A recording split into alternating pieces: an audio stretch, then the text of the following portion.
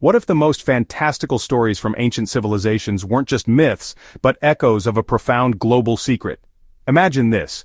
Beneath your feet stretches not just rock and molten metal, but an entire hidden world, with its own landscapes, rivers, skies, and civilizations.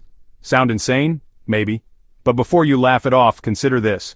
From the icy fjords of Scandinavia to the scorching deserts of India, from the jungles of the Amazon to the mesas of the American Southwest, cultures that never met, separated by oceans and millennia, all spoke of the same thing, a world beneath our own. Forget everything you think you know about the planet you're standing on, because today, we're diving into one of the most bizarre and mind-bending possibilities ever conceived. The Earth isn't solid, it's hollow. And here's the kicker. Nearly every major civilization left behind clues. By the end of this video, you might just find yourself questioning everything you learned in school and wondering, did our ancestors know something we don't?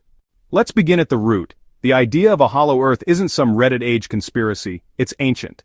In the 5th century BCE, Greek philosopher Anaxagoras speculated about deep caverns inside the planet.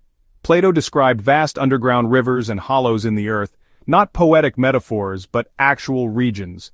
Aristotle recorded stories of cities collapsing into massive subterranean voids. Fast forward to the Renaissance.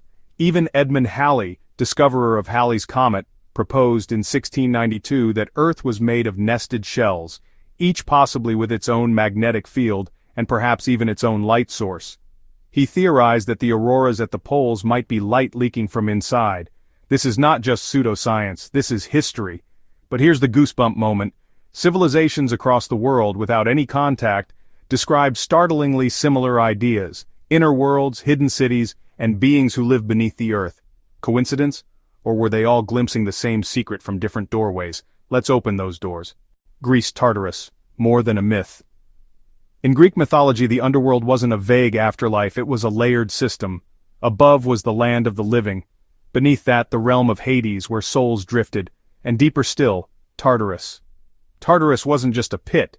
It was described as a place as far below the earth as the sky is above it. It was where the Titans were imprisoned, where cosmic forces were locked away. Homer called it, as deep as the abyss is high. If it's just a story, why so specific? Why did Greek poets measure its depth? Why give it structure and gates? Norse mythology, 9 worlds, one core travel north. The Norse didn't see the universe as a flat plane. They envisioned Yggdrasil, the world tree, connecting 9 worlds. Beneath its roots were Helheim and Niflheim, frozen realms of mist and death. Hel, the goddess of the underworld, ruled over souls in a realm downward, deeper than the seas. In some accounts, serpents coil there, gnawing at the tree's roots, like guardians of a forbidden zone.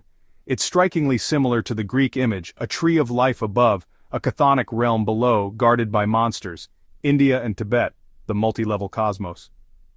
In Hindu cosmology, the universe has 14 planes, 7 above, 7 below. Below the surface world lies Patala, a realm of luminous cities, jeweled palaces, and advanced beings called Nagas. They're not demons, they're powerful, wise, technologically advanced. Patala was accessible through hidden tunnels, some said to run beneath the Himalayas. Buddhist tradition speaks of Shambhala, a secret kingdom of enlightened beings hidden from the eyes of the unworthy, not in the clouds, not in the stars, inside. Are these just metaphors for meditation? Or did these cultures know of actual places long since sealed? Agartha and Shambhala. The inner utopia, esoteric traditions describe Agartha, a massive subterranean kingdom spanning the globe. High technology, clean energy, peace, hidden entrances, said to be at the poles under the Gobi Desert beneath the Himalayas. Some even point to Mount Shasta in California as a portal. Shambhala, sometimes described as Agartha's capital, radiates peace and power, influencing the surface world through subtle energies.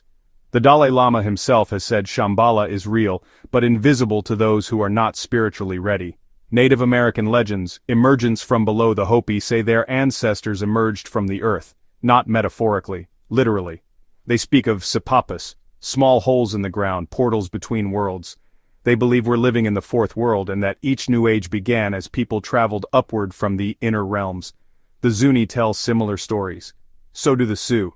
Even some Inuit legends speak of people who migrated downward, not upward. Could these be memories of migrations through underground networks after cataclysms? The Amazon mystery beneath the jungle. In the Brazilian Amazon, tribes tell of subterranean cities protected by spirits. Explorers report caves locals refuse to enter, claiming they lead to other worlds. Some early 20th century adventurers swore they found massive underground chambers with inscriptions unlike any known culture. The jungle might be hiding more than we ever imagined. Why would cultures separated by oceans and time imagine the same thing? Searching for origins. Humans have always looked to the skies for gods, but maybe we've also always looked inward, into caves, volcanoes, chasms. The hollow earth may symbolize our most primal question: where did we come from? Natural inspiration caves that seem endless, lava spilling from the earth's heart, steam hissing from mountains, mysterious sounds from below. If you lived 5,000 years ago, would you not think, there's a whole world down there? Universal archetypes: gods below, spirits below, giants below. These aren't random stories, they're patterns, like the global flood myth. Maybe we're wired to seek what's hidden, or maybe our ancestors remembered something real. What science says. Modern geology says Earth's layers are solid and molten. No giant caverns, no inner sun, no civilizations. The evidence is overwhelming. But science also once swore the sky revolved around Earth. It once swore flight was impossible. It once swore the oceans ended at the horizon.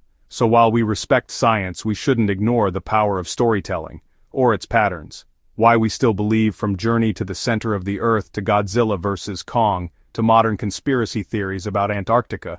The hollow earth idea won't die. Why? Because it scratches a deep human itch. The idea that we are not alone, not even on our own planet. A final question for you. If so many civilizations described an inner world, if the same motifs appear thousands of years apart, oceans apart, if even today we can't explain every mystery beneath our feet, then maybe, just maybe, the hollow earth isn't just a theory, it's a forgotten memory. So what do you think? Are myths just stories, or are they clues? Do ancient cultures all coincidentally share a fantasy?